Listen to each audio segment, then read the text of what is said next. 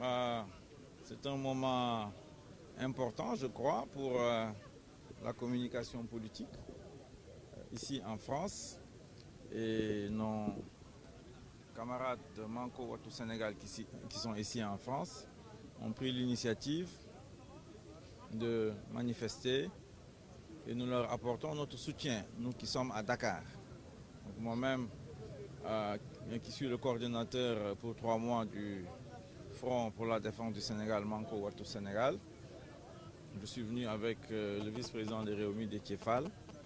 Les collègues de Mamoudou Diop de Croix hier ont été bloqués à la dernière minute, il n'a pas pu venir. C'était la délégation que Manko avait dépêchée ici pour soutenir effectivement nos camarades qui sont ici. Alors, ce dont il est question, c'est évidemment défendre les libertés au Sénégal qui sont piétinées, c'est nous assurer que le processus électoral est crédible et transparent, et enfin défendre nos ressources naturelles. Et aujourd'hui, c'est la question du gaz, du pétrole qui est posée.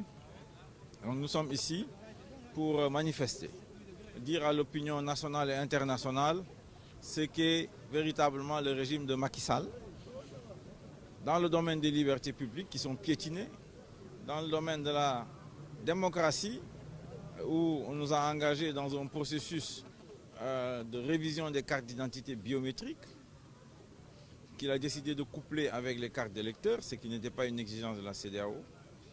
Et le processus, la discussion qu'on a entamée avec lui et qui a toujours existé au Sénégal sur le consensus en matière électorale, eh bien, il nous faut nous défendre, il nous faut nous battre pour en revenir là. Et enfin, dire à la communauté internationale que le Sénégal, le peuple sénégalais à qui appartiennent les ressources naturelles, veut récupérer son gaz et son pétrole.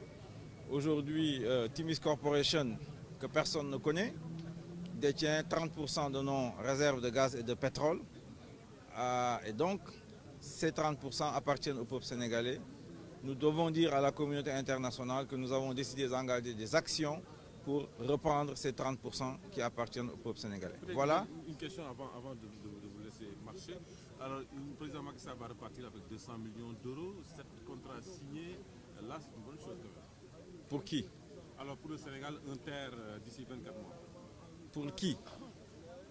Quand vous menez une politique économique, il faut savoir pour qui vous la menez. C'est ça. Ces 200 millions, ce sont des prêts. Ce n'est pas gratuit. Donc il va falloir rembourser ça. C'est pour quoi faire? Pour faire un train et des rails. En quoi l'économie sénégalaise va bénéficier de ça? Alors là, la question qu'il faut se poser. Beaucoup de gens disent que c'est Alstom qui gagne dans l'affaire. Que c'était une société qui était dans des difficultés et qui aujourd'hui reçoit à peu près 1 milliard d'euros de contrats pour se relever. Alors, en quoi cela bénéficie-t-il au Sénégal? Nous disons non. Les Sénégalais savent parfaitement ce qu'il leur faut. Aujourd'hui, en matière de santé, c'est la catastrophe. Vous avez vu la grève des médecins, l'enseignement, ça cafouille. Eh bien, l'agriculture, cette année, il n'a pas bien plu. Les éleveurs, n'en parlons pas. Alors, le chômage chronique des jeunes, ça c'est très clair. Hein? L'économie ne crée pas d'emplois. La logique aurait été d'injecter de l'argent pour créer des emplois dans ce pays-là. Donc voilà, si eux, ils sont contents parce qu'ils peuvent aller visiter des terres et ils sont contents pour ça, l'écrasante majorité de la population sénégalaise ne se sent pas concernée par ce type de projet. On vous retrouve à la fin de cette marche. Donc c'était Mamoudou Lamine Diallo, l'actuel coordinateur de Manko Wattu Sénégal.